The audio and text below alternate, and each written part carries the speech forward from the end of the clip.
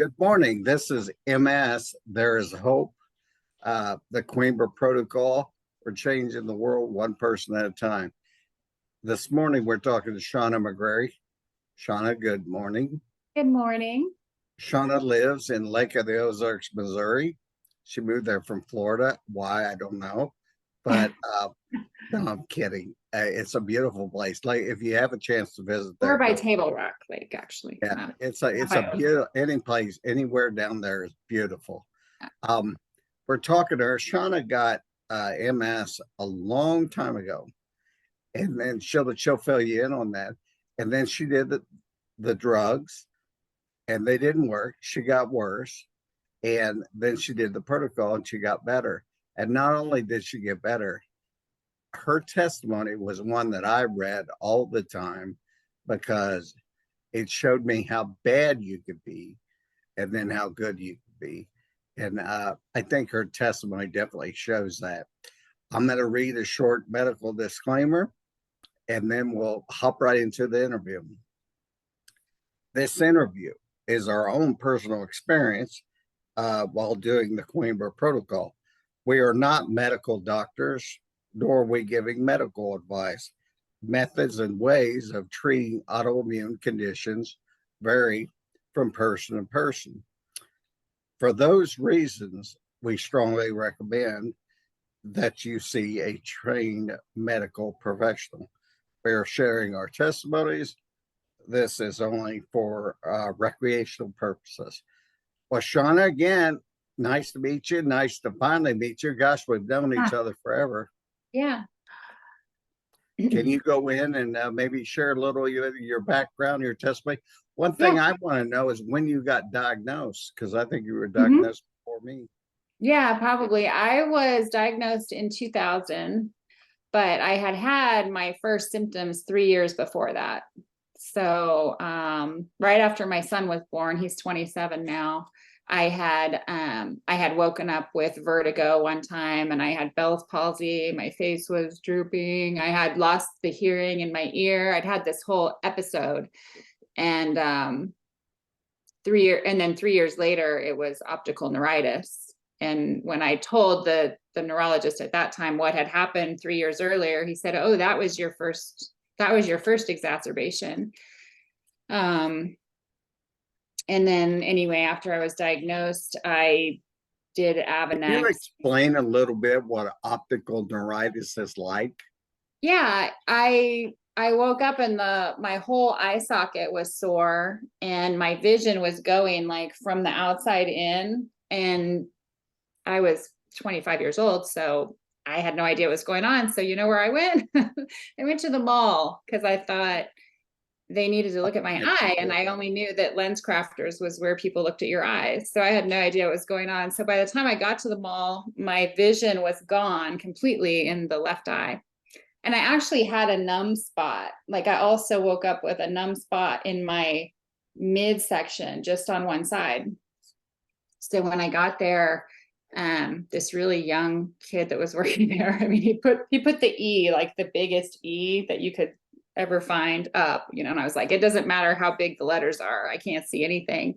And right away he said, I didn't even know what MS was, but right away he said, this could be MS. It's definitely a neurological issue. You need to go see a real doctor. So that's funny. And I had a very stressful event like that same week, and I believe that stressful events are what prompts MS in many, many cases. And I had been to my doctor just days before that. So when I called her and I told her what was going on, she said, "Oh, you've been really stressed out." Well, I had called her before I went to the mall. I said, "I've been really stressed out." And, typical doctor, "Well, you were stressed. You probably just got something in your eye, blah, blah, blah." It was nothing to her. So anyway, after that, I had the MRI, the specialists and everything. And right away they said it was MS. I've never heard of anyone getting optical neuritis who didn't have MS. Let me put it this way. And even the guy at Lens Crafter mentioned MS, And when I saw that MRI, it was like, here's my brain, here's my eye, and here's one really bright white nerve that was just like completely bright, that was inflamed between my eyeball and my brain. And my vision came back completely you know, some steroids, and 30 days later it was fine. So the first few years I went up and down like that.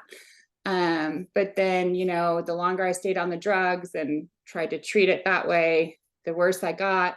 And eventually it turned into secondary progressive, where instead of a relapse here and there, it just became a steady decline.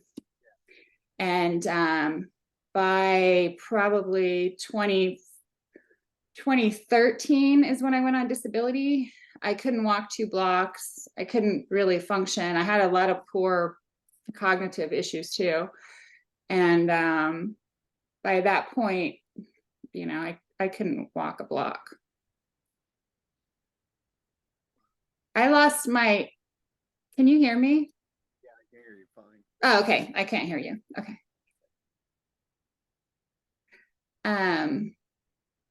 Where do you,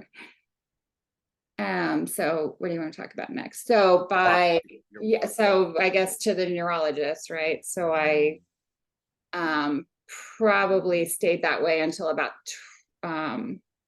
well, in that time, around that time, somewhere between 2013 and 2015, my neurologist, I did Tysabri for a while.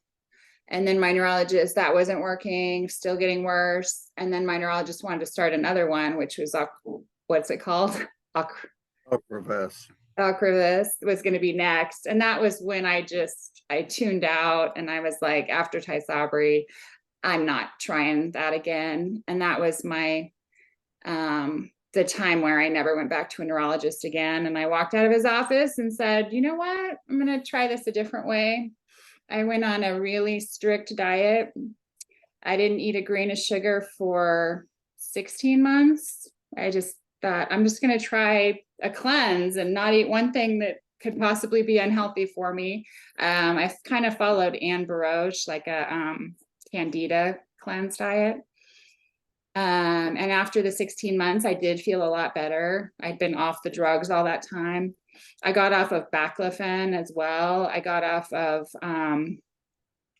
what's the other one that's supposed to be for nerve pain? It's like Lyrica, gabapentin. I was taking a bunch of gabapentin, baclofen, plus the MS drugs before that. So I got off all that stuff, and did that. And then I felt a lot better. And then after that is when I found the Coimbra protocol. Now, how did you find the Coimbra protocol? One of my friends that has a different autoimmune disease, she said, and I had kind of seen it here and there on Facebook, but you know, you just think, oh, what vitamin D, that can't be it. And she actually sent it to me again and said, Shawna, you really should check this out. Like, people have amazing results and with MS. And so I did. I started looking through, I joined the group, and I started looking through all the files on the group, on the Facebook page.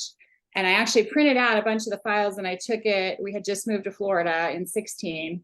And I took the files to my functional medicine doctor, and I just left it with him. And he said, okay, I'll look it over.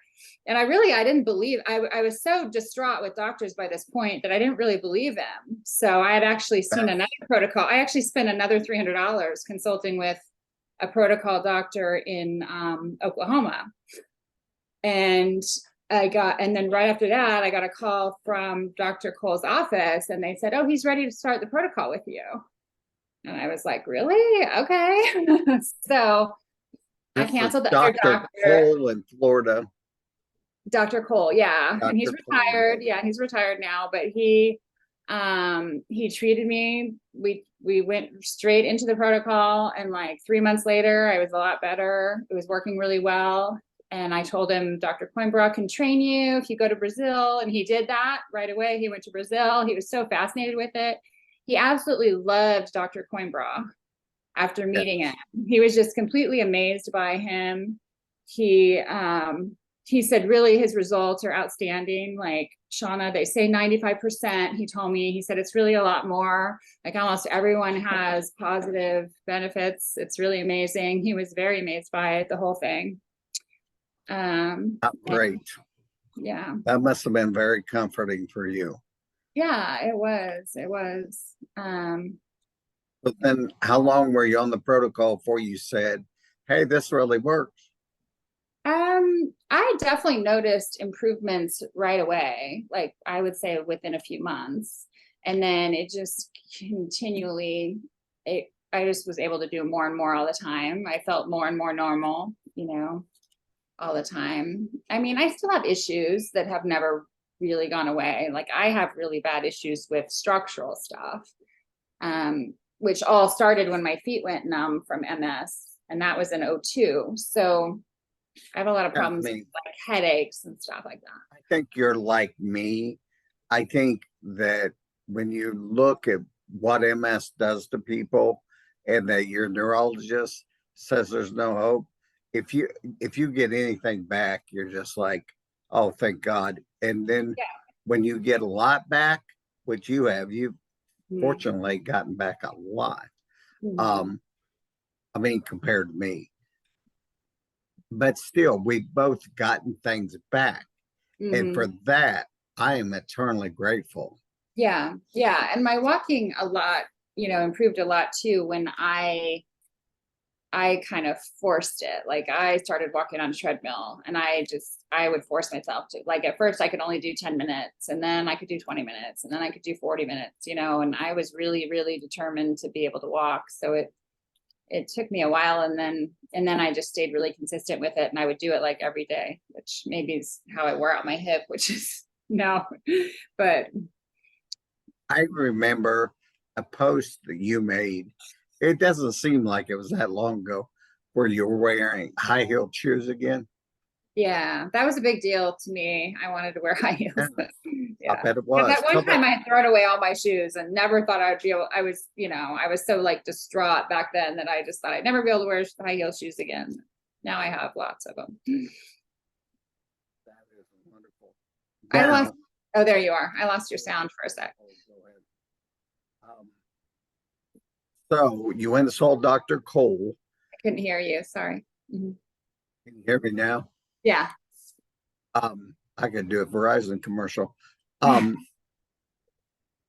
so after 3 months, he was so convinced Hmm. that he went to Brazil Hmm. and learned the training.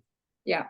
That says something right there, how Yeah. amazing this is. Hmm. Yeah. Dr. DeMoss, who was my first interview, said that if he had not ridden with his own hand and seen with his own eyes the things that happen to people, that even if his best friend had told him, he wouldn't believe him. Yeah. And that's kind of the way it is. Yeah. This is part one of our interview. We're running out of time, so we're going to do a second interview Okay. with Shawna McGarry. We're going to talk more about her recovery, and we're going to talk a little bit about spreading the word. So, Okay. Shawna, I'll see you in a few minutes. Okay. Shut this door.